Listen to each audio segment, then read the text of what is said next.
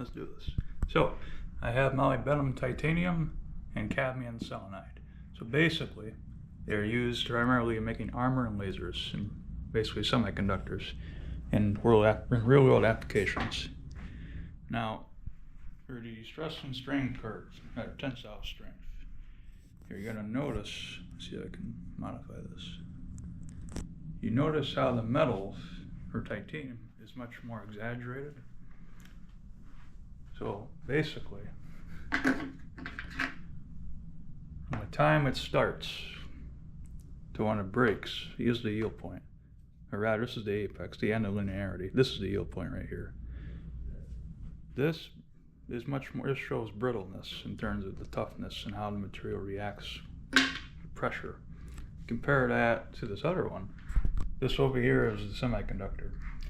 It kind of does the same thing, but only for a shorter magnitude, or rather time elapsed, which basically means that this is it's stronger, but it's dependent on what element is bounded with it, and primarily the depth or thickness rather. Yeah. Anyway, your stress and strain, there they are. The main idea is there's a correlation between how long the stress, or how much time the stress is acting on the compound, and also what kind of what element is in the compound. So you can see down here, these are both for this graph right here. So what that basically means is this is a gradual ascent. All right, it's like a gradual gradient. It's constant. It's basically linear. But you can see the linearity ends at this point. But then it wants to come back up right here. That's where it finally breaks, and it's immediately down to 60. That's where it finally snaps. Whereas you could see with this other one, it starts out really high, and then it levels off, and it keeps rising, and then it hits the yield, and it hits the apex. Then it yields, and it finally crashes down. Yeah, so you can see the correlation there. Same idea with this other one. So for molybdenum titanium, the idea is essentially the same. The only difference is the values are much bigger. Primarily because your nominal stress, not potential stress, but the nominal stress, which is basically what it's measured, like kind of like delta, but you're factoring in the magnitude of the delta. So basically everything from beginning to end, total value, instead of just the final mass, the initial. The green starts out small, it rises relatively quickly, hits the apex point, and then it finally breaks right about there, and then it comes crashing down. And you may notice too, this is only a 20% strain compared to 80 on this one. So just to clarify, this is much stronger, but when it does break, it breaks much faster compared to this. Because you can see, when you measure from here to here, it's a little, if you were to calculate if you were to say fade like an angle, this would be much steeper. This is much more gradual, but it goes straight down, or it goes that way. Anyway, for ductility, your semiconductor is obviously going to be much superior compared to metal, because obviously it's primarily used in making wires, making semiconductors, computer chips, laser sights, and all that, compared to the metal, which is primarily used in making armor plating and whatnot, and I guess in some specialized applications like drill bits and that sort of thing. So in terms of resilience and toughness, the metal is much tougher. It absorbs much more energy over time, but when it deforms, it also holds up well.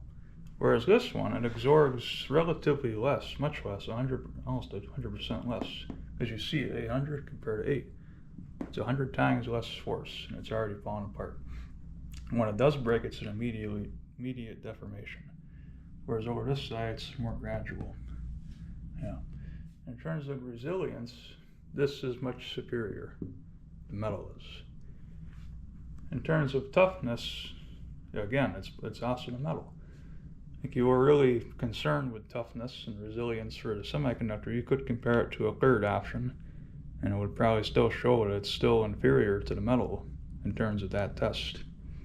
Anyway, for the last problem that was mentioned about comparing the two, it can involve the 4,000 Newton force acting on the object and whatever.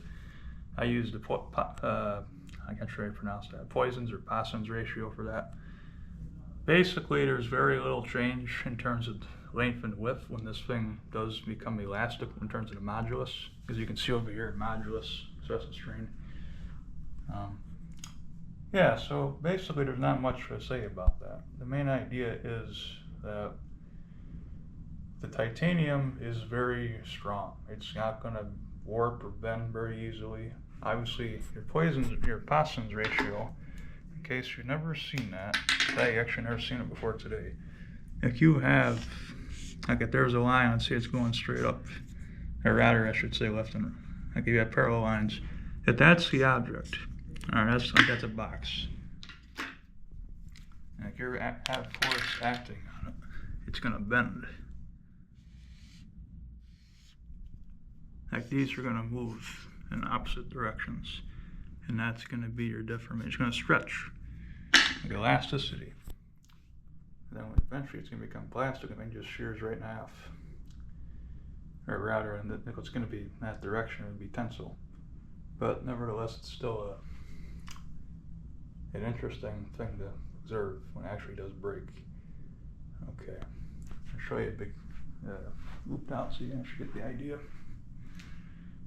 Yeah, so that's the main idea for molybdenum, titanium, and cadmium selenide.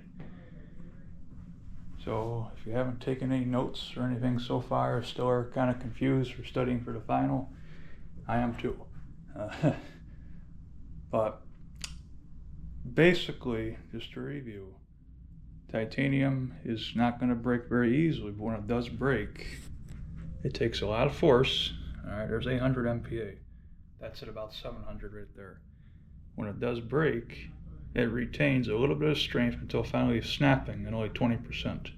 Now, in terms of a load, what that basically means, even though this over here is much less force, it survives longer with more strain. So this is better for warping. Like if a material warps and bends in deformation, this is better in the short term. This is better in the long term, in terms of how it binds and how it reacts. But when it does break, it's very little strain, and it just goes. There's no way to remove that. That's considered plastic. Yeah. Once you go past this point, this is all plastic. Before that, it's all elastic.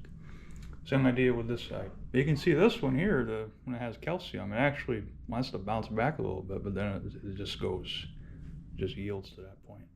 And aerodynamics plus minus 20% because it's, relatively speaking, that's when the yield point is.